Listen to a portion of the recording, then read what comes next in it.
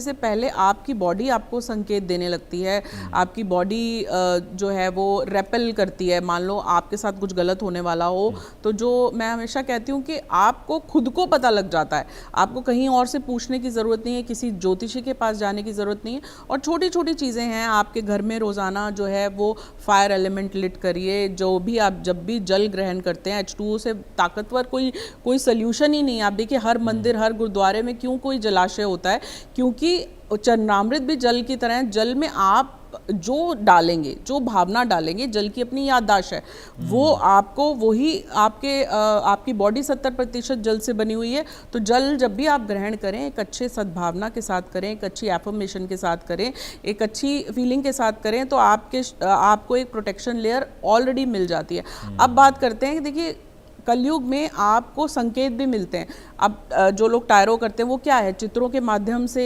ऊर्जा आप तक पहुंचना चाहती है। आप बहुत कंफ्यूज हो तो आप देखें कहीं न्यूज़ में, अखबार में, कहीं किसी उसको आपको आपके आंसर्स भी तुरंत मिल जाते हैं through the medium of pictures, through the medium of words. उसी तरह से ये सब भी क्या है, ये संकेत हैं, कलयुग के संकेत। आप देखिए मैं जगन्नाथपुरी हर साल जाती हूँ, बल्कि सौभाग्य से कल भी मुझे रथ यात्रा में नारियल से आरती करने का सौभाग्य मिला और पिछले महीने मैं जगन्नाथपुरी थी। लेकिन मैं क्योंकि लगातार हर साल वहाँ जाती हूँ, मैंने इस बार बहुत बड़ा बदलाव देखा कि इतना ज़बरदस्त स्टैम्पेड जैसी सिचुएशन थी कि लोग एक दूसरे को कुचल के, मार के, एक दूसरे पे चढ़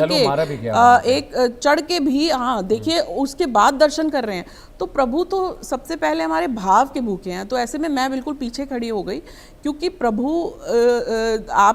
उनके दर्शन करने अति उत्तम है, लेकिन जब आपका वो आत्मीयता का भाव एक दूसरे के लिए नहीं प्रकट हो रहा, जब इंसानों के लिए वो इज्जत खत्म हो रही है, जब आप किसी को मार के भी आप आगे बढ़ना चाह रहे हैं, तो ये व्यापार जैसा हो गया कि आपने प्रभु के आगे भी आप नतमस्तक किसी ज़रूरत के लिए हो रहे हैं, किसी डर के लिए हो रहे हैं। जब वो ज़रूरत और डर से ऊपर आपकी आस्था आ जाएगी, तो सबसे पहले आपके अंदर जो सद्भावना एक दूसरे के लिए है, मानव के लिए है, मानव नहीं छोड़िए, आप अपने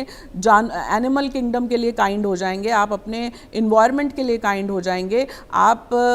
वो कहते हैं ना कि सबसे बड़ी बात है कि मेरा मंगल तेरा मंगल सबका मंगल होए। तो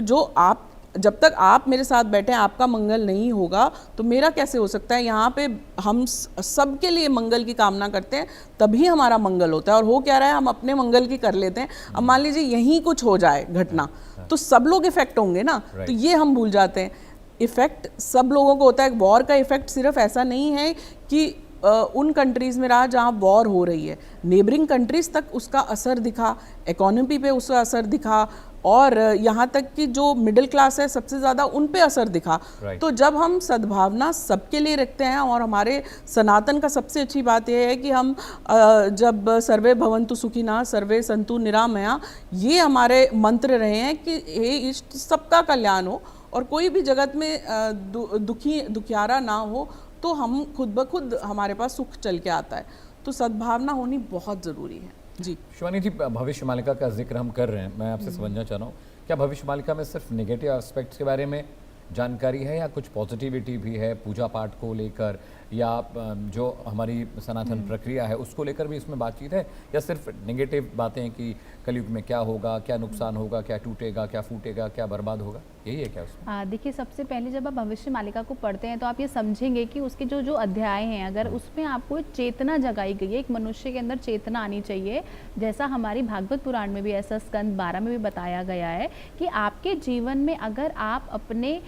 एथिक्स के साथ चलते हैं, आप चीज़ों को गलत नहीं करते, आपके जीवन के जो प्रयास हैं अगर आप उनको सही तरीके से करते हैं, छल कपट नहीं करते हैं, किसी के साथ गलत नहीं करते, तो डेफिनेटली अपनी लाइफ के गोल्स को अचीव करते हैं। अगर अब मैं बात करती हूँ भविष्य मालिका की, तो भविष्य मालिका में भी हमें बार बार डरा के समझाया गया है कि चीज़ों में गलत होगा अगर हम बार बार प्रकृति के साथ छेड़छाड़ करेंगे, बार बार वायरस से रिलेटेड प्रॉब्लम्स आएंगी, बार बार आप कह सकते हैं कि खूनी वर्षा होगी, ये सभी चीज़ें जो हैं ये भविष्य मालिका में मेंशन है। लेकिन अगर हम पॉजिटिव चीज़ों की बात करें तो उपाय भी बहुत अच्छे अच्छे मेंशन है, कि जैसे कि आपको अपने जीवन के अंदर सत्य बोलना है, आपको किसी के साथ गलत नहीं करना, आपको त्रिकाल संध्या करनी है, ऐसा भविष्य मालिका में मेंशन है कि आप त्रिकाल संध्या आजकल हम लोग करना ही भूल गए हैं, क्योंकि आजकल हमें, क्योंकि एक्चुअली हम सभी इतना बिजी रहते हैं आजकल कि हमें समय नहीं मिल पाता कि हम 3 टाइम की पूजा कर सके। लेकिन आपको अगर लगता है कि आप नहीं कर सकते तो जहाँ पर भी हैं, आप जिस भी स्थान पर हैं,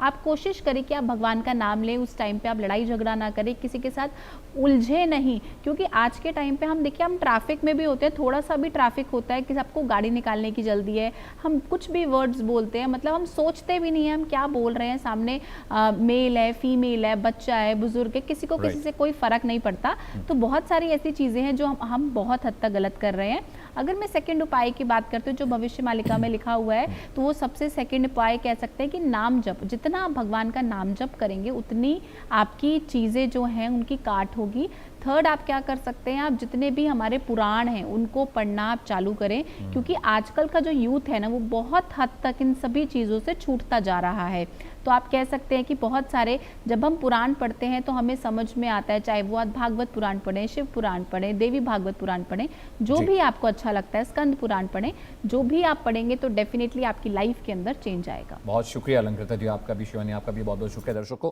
हमारे खास कार्यक्रम में अभी